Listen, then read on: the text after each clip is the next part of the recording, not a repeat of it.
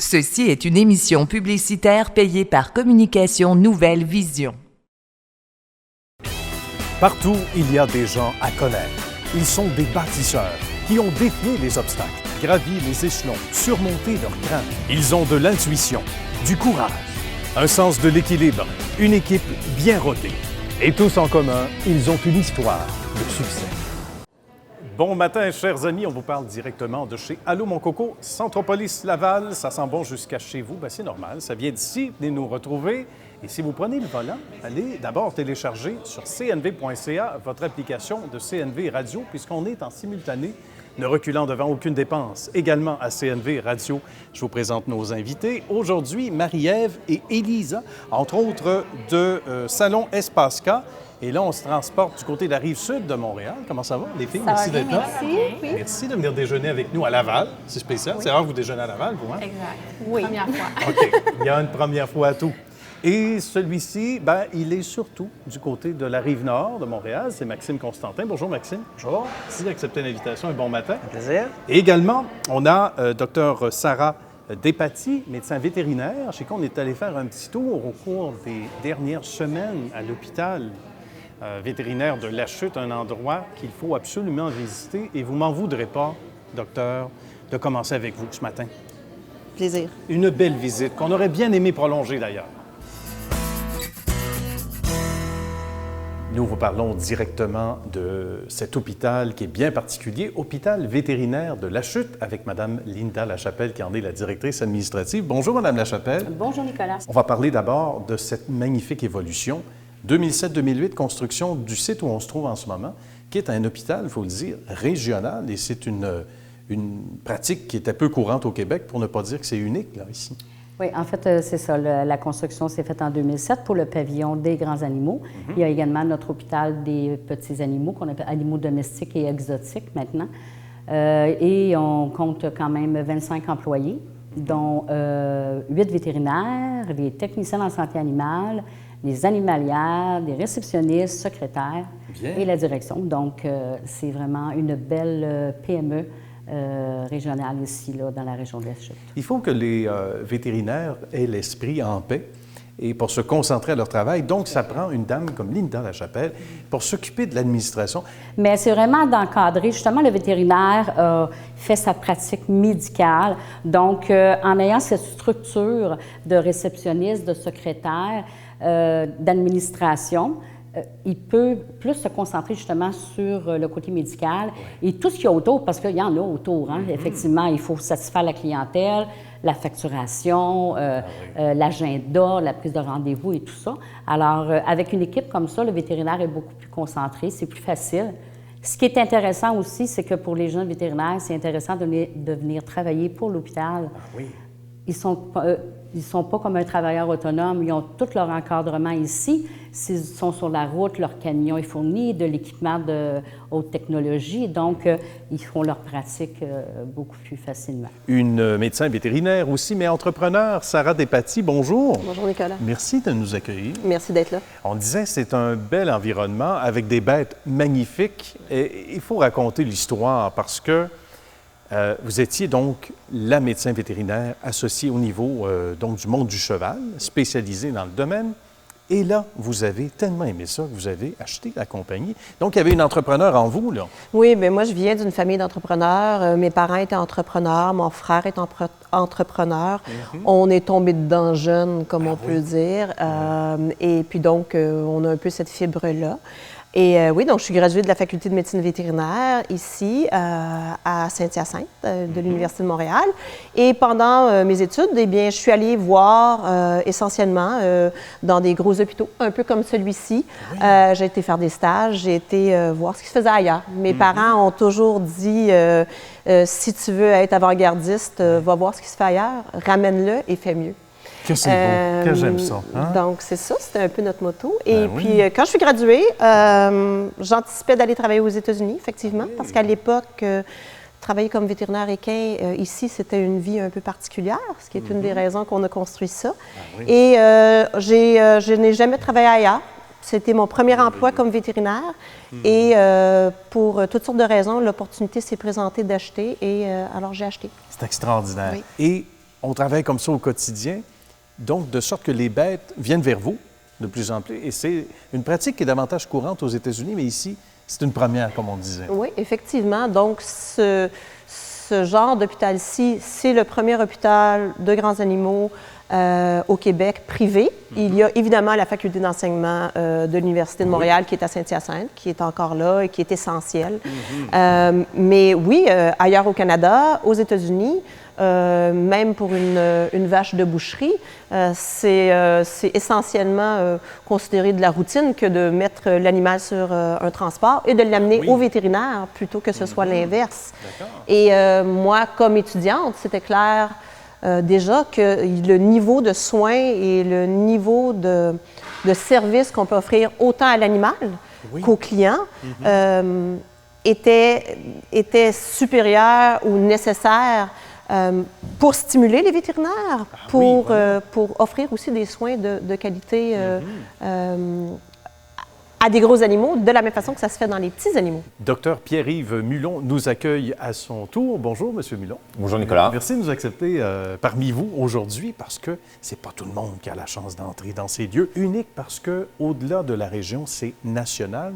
On a doublé le nombre de cas d'opérations, d'interventions, de chirurgie, en fait, seulement dans la dernière année. Donc, c'est dire que depuis quelques années, c'est un véritable boom qu'on vit ici. Là. Oui, mais c'est vrai qu'on a eu une bonne progression du nombre de cas qui nous ont été référés, des clients qui nous ont amené leurs animaux pour qu'on procède à une évaluation à l'hôpital. On a des moyens diagnostiques et thérapeutiques qui sont différents de ceux qu'on est capable d'avoir soit à la ferme ou à l'écurie. Alors c'est vrai que de ce point de vue-là, on est quand même très satisfait. Il reste du chemin à parcourir. On n'a pas atteint notre vitesse de croisière, mais définitivement, on est sur une pente ascendante et c'est ce qu'on cherche. Bien. Pour ce qui est de la chirurgie, moi, je me suis spécialisé en chirurgie des grands animaux, spécifiquement avec un cours de 3 ans à l'Université de Montréal, essentiellement pour faire de la chirurgie des grands animaux. Alors, on se réfère nos cas, on offre à notre clientèle un service multidisciplinaire le plus complet possible. Qu'est-ce qui vous rend le plus fier? D'abord, l'entrepreneur et aussi le vétérinaire spécialisé. Un mélange des deux? Un mélange des deux. C'est sûr que tous les vétérinaires, ce qui est leur force, la force qui les motive, c'est toujours le bien-être animal. On a fait ce métier-là parce qu'on les aime profondément. Donc, de pouvoir ici offrir autant pour les animaux, un milieu où est-ce qu'on a des soins, des technologies de très haute gamme pour les clients, des services, avec essentiellement le bien-être animal toujours, mais la qualité de services médicaux derrière tout ça. Et aussi de travailler en équipe, d'avoir des équipes de vétérinaires multidisciplinaires qui travaillent ensemble et de permettre aussi à la prochaine génération de vétérinaires de travailler dans des milieux qui leur permettent de vraiment, vraiment s'épanouir comme professionnels. Merci beaucoup, Dr Despatie. Merci de nous avoir accueillis chez vous, dans votre magnifique espace. Merci. Un secteur fascinant qui inspire Élise et Marie-Ève. L'une d'entre vous pour une question pour Sarah. Oui, en fait, est-ce que tu fais de la médecine alternative à ta clinique? Ah ben oui, c'est très, très tendance dans le milieu vétérinaire maintenant, comme en médecine humaine. Donc, on fait de l'acupuncture, des traitements au laser, de la médecine régénérative à base de cellules souches, de PRP. C'est très, très tendance. On fait aussi de la médecine avec des plantes, avec des traitements à base naturelle. Donc, au moins 50 % de nos clients nous demandent effectivement d'avoir une approche alternative. Bien, une nouvelle tendance, très intéressant, effectivement. Maxime, maintenant. Pourquoi avoir choisi les grands animaux? Ah, ben oui, mais ça, j'appelle ça la maladie.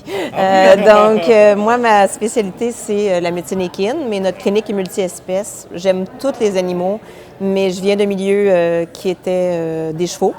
Et on avait des chevaux dans notre famille. Et j'ai, depuis ma tendre enfance, la maladie des chevaux et des grands animaux. Et ce qui nous unit à la table aussi, c'est l'entrepreneuriat. On devient entrepreneur, on a une flamme Et même si c'est une entreprise familiale à laquelle on va revenir chez Constantin, bien, ça se transmet souvent de mère en fils ou de mère en fille. Il y en a pour qui c'est pas nécessairement génétique, mais ça vient comme ça. Un bon matin où on se dit « j'aimerais donc ça être en affaires » ou des fois à travers le temps.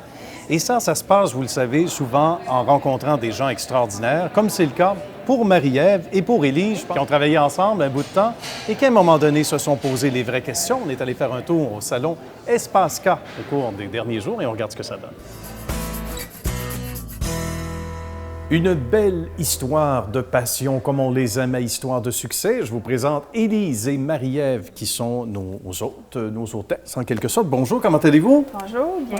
Hey, Très bien, merci. De nous recevoir. On voit ça de l'extérieur, un salon assez UD, comme on va en parler, les filles, dans un moment. Là, j'ai hâte de savoir comment tout ça a commencé, parce que vous vous connaissiez déjà depuis un certain temps, là, tous les deux. Exact. En fait, nous, on a travaillé ensemble depuis bien des années. On a pas mal fait de choses ensemble. On a habité ensemble, on a voyagé ensemble. Puis, fil en aiguille, on avait beaucoup d'idées, beaucoup de projets, beaucoup de valeurs, de choses qu'on avait en commun.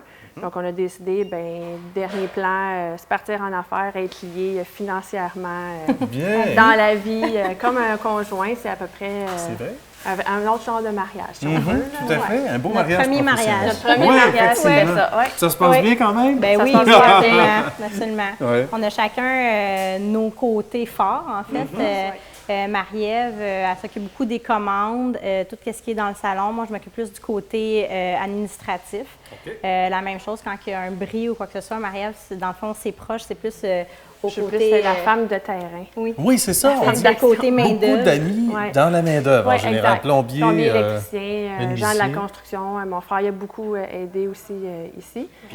Mon chum aussi. Donc, c'est tout ça qui fait que ça nous a beaucoup aidé. Là, son chum aussi, son père. Oui, c'est plus le côté financier dans les Ouais. banques, côté administratif, comptabilité. Fait qu'on a reçu beaucoup d'aide de nos proches ça pour fait- se partir. On était C'est un- bien entourés. Oui, C'est un coup de vraiment. main qui est nécessaire. Et est-ce que, puis là, je vous demande individuellement, pour chacune d'entre vous, est-ce que vous aviez déjà rêvé d'être entrepreneur? Parce que c'est pas donné à tout le monde, on en parlait avant d'aller en ondes ensemble.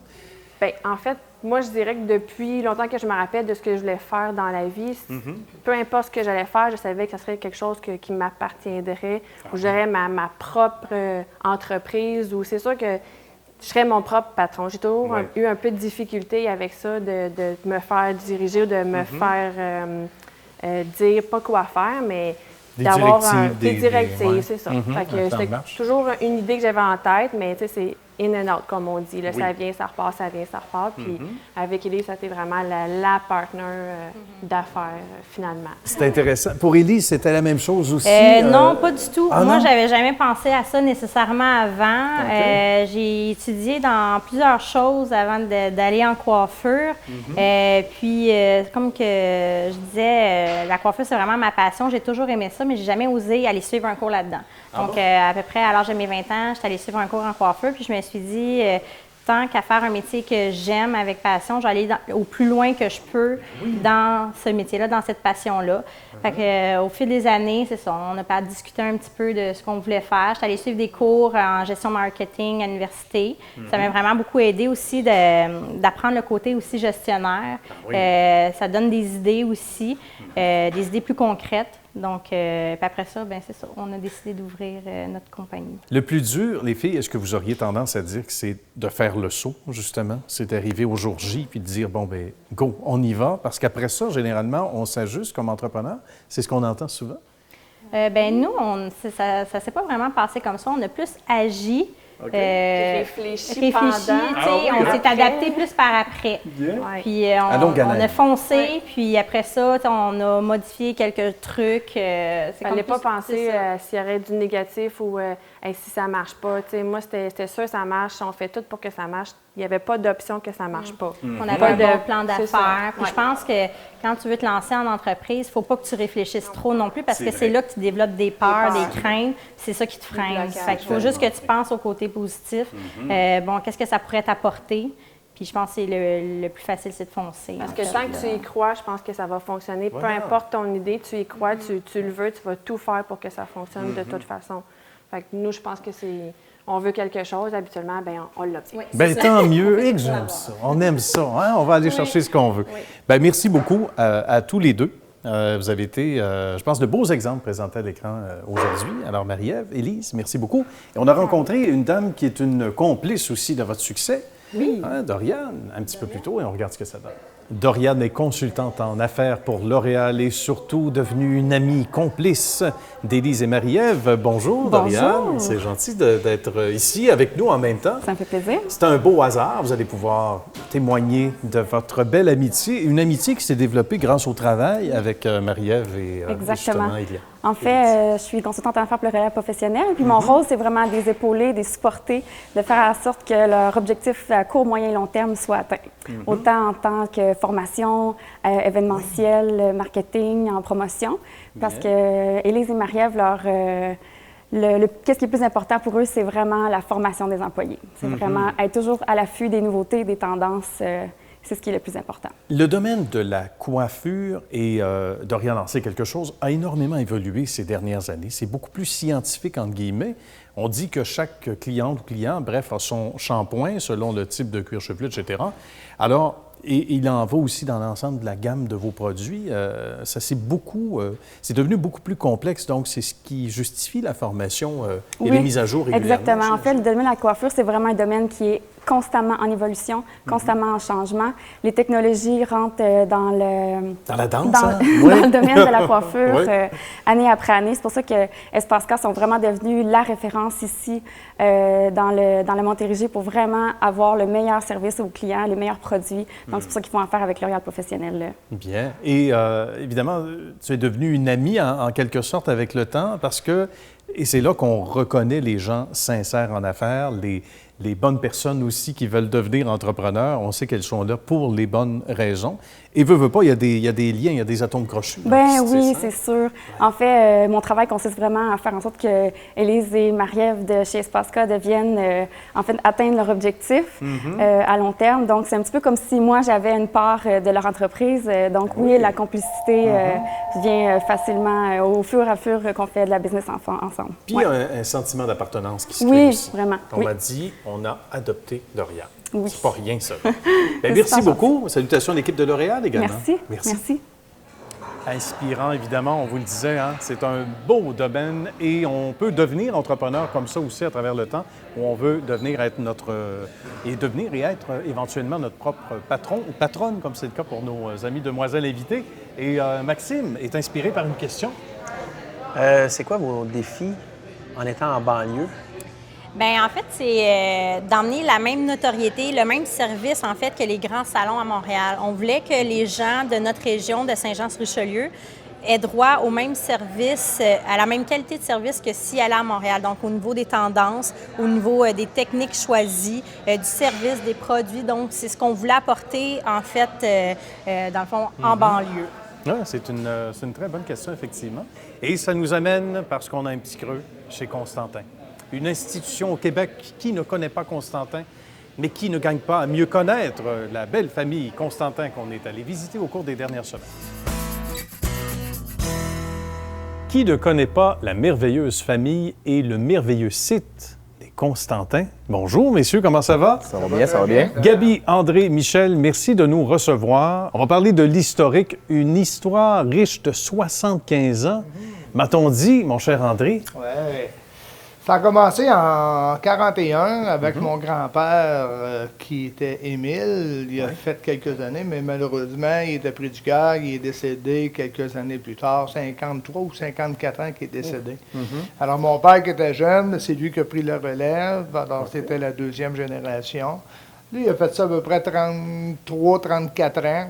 Et puis là, nous autres, on est arrivés, j'étais mécanicien, alors, un moment donné, un printemps, il m'avait demandé d'y donner un coup de main. C'est alors que j'ai un petit peu aidé à la saison des sucres. J'ai pas eu ça, mais je n'étais pas convaincu encore. Alors, j'ai continué à travailler dans la mécanique, puis l'année après, J'ai commencé à aider à mon père, puis j'ai bien aimé ça. On a décidé de faire le saut. Ouais. Comment ça s'est passé, Michel, pour vous? Est-ce que vous aviez un autre métier comme votre frère? Moi, c'est certain que j'aimais beaucoup les papiers. Je me suis mis le nez dans les papiers à partir de 16 ans. Ah oui? Je trouvais qu'il y en avait un peu épais sur la table de cuisine. Oh. Et ma mère, je la sentais un petit peu mélangée à l'intérieur de ça. Et j'ai commencé à travailler dans les papiers. Et c'était la suite. En 1979, on a commencé à travailler ensemble, on s'est associés. Notre père nous a délégué la suite, c'était bien. Et c'est une riche histoire. Puis ce qu'il y a de plus extraordinaire, c'est que vous avez su traverser ces époques et toutes ces époques. Parce qu'on a beau dire, on a beau travailler dans le traditionnel, entre guillemets, il faut être au goût du jour. Il y a la compétition qui est là et qui ne demande pas mieux que de nous copier, nous plagier et prendre notre place, mais on ne se laissera pas faire. Et c'est vrai pour votre génération et celle de Gaby aussi, qui a suivi. Gaby, comment ça s'est passé, cet amour naturel pour le secteur? On est né là-dedans. Oui. Écoute, moi, en étant le plus vieux des quatre, écoute, on a regardé nos parents, regardé mon grand-père dans l'entreprise, puis ça a fait en sorte qu'on a aimé ça. Et puis, moi, j'étais plus côté manuel, je me suis occupé plus de... On fait de l'agriculture, l'érablière. Mais voilà! Oui. Et c'est ça qui est fantastique. C'est pas...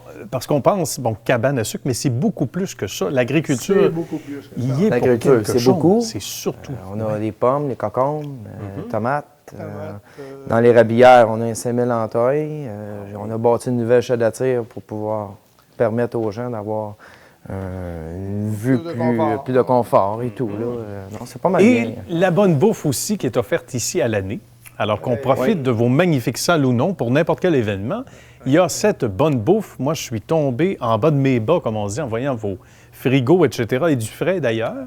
Alors, de la bonne bouffe, certains vont dire du temps des fêtes ou du temps des sucres à l'année, et ça, c'est fantastique. Alors, maintenant, avec l'autre génération, chez les amis de Constantin, bien sûr, on a beau travailler dans un domaine où c'est traditionnel et traditionnellement bon et particulier, mais en même temps, il faut être au goût du jour aussi. On le disait, il y a de la compétition, veut pas. Les technologies entrent dans la danse, même si tout est fait un peu comme à l'ancienne, etc., à une certaine échelle, quand même, qui est enviable. Comment on travaille? Est-ce que c'est au jour le jour où on se dit, ah ben là, par la communication, comme le disait Michael, là, il faut arriver à ça, il faut se dépasser, parce qu'il y a eu une évolution aussi ces dernières années enviable, dont vous êtes en partie les joyeux responsables, entre autres. Là. Selon ce qui s'en vient, on se fait aux tendances. Okay. Au niveau des réceptions, même Michel et André, dans le passé, ils avaient beaucoup développé ça avec les groupes d'aînés, d'âge d'or et tout. Présentement, nous, on a développé beaucoup le côté réception de mariage. On a même bâti une petite chapelle, on fait des réceptions extérieures. Donc, on fait beaucoup de développement alentour des réceptions de mariage. C'est exigeant, les clients sont exigeants, mais on réussit à répondre à la demande. Fait que ça fait en sorte qu'on continue dans ce domaine-là. Il y a les plats cuisinés qu'on a développés depuis quelques années, depuis les années 2000, qu'on développe beaucoup. Avec ça, on évolue. La cuisine est toujours aussi petite, mais on développe des produits fonctionnels. De plus en plus. De plus en plus. Fait qu'on fait de la production dans la petite cuisine. Fait que, on essaie de garder, on garde toujours en tête, c'est la qualité. Les gens viennent manger.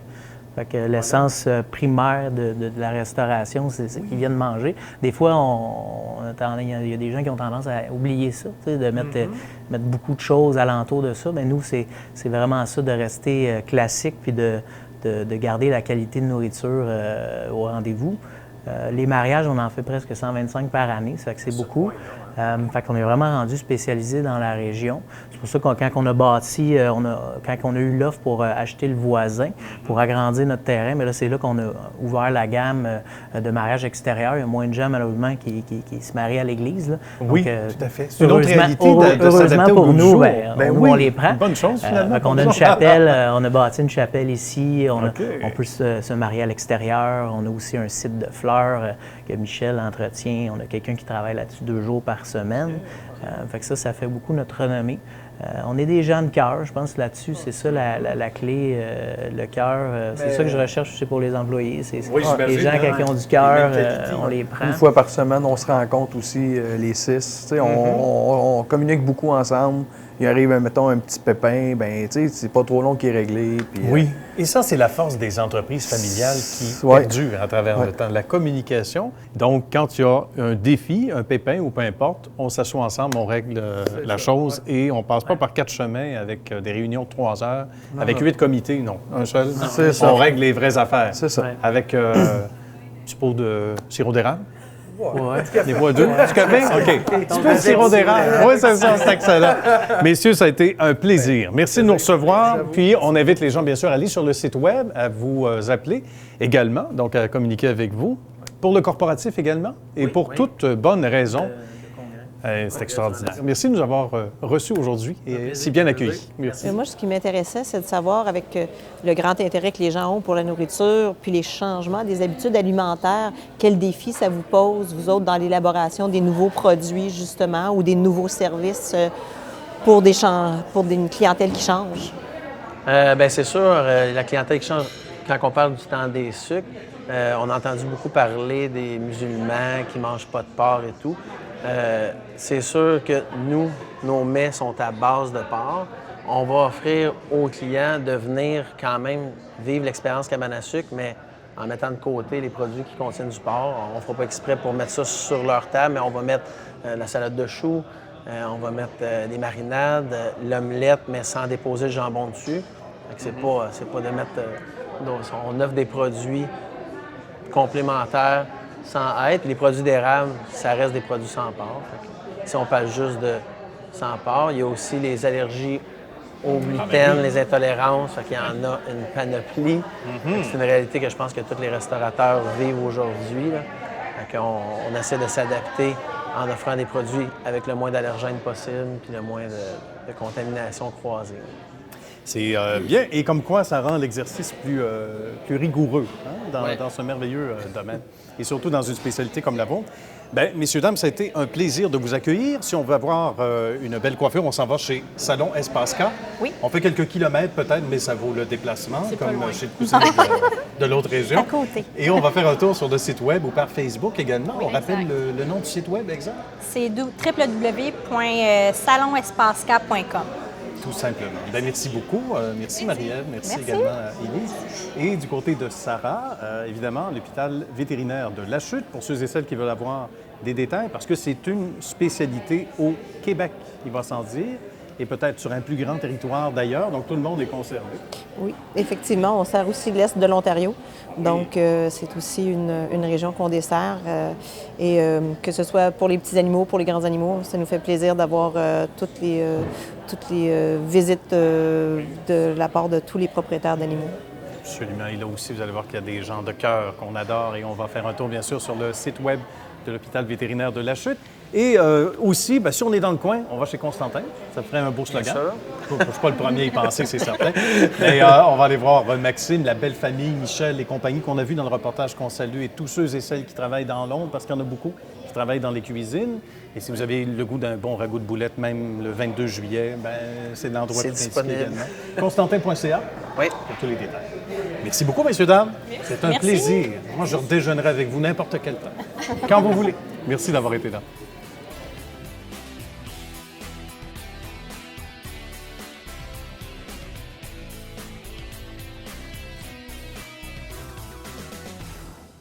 Ceci est une émission publicitaire payée par Communication Nouvelle Vision.